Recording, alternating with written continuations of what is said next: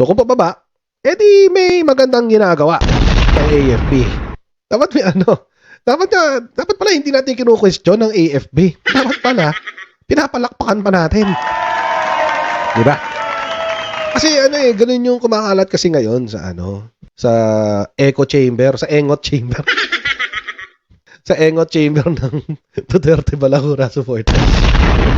Tapos, ang nakakatawa, ang ebidensya daw nila, ang kanilang proof of concept, dahil malakas daw si Franz Castro. San banda? San banda malakas si Franz Castro? Diba? San banda? Parang hindi ko dama yung lakas niya. Parang nag-iipon pa yata siya ng kanyang lakas.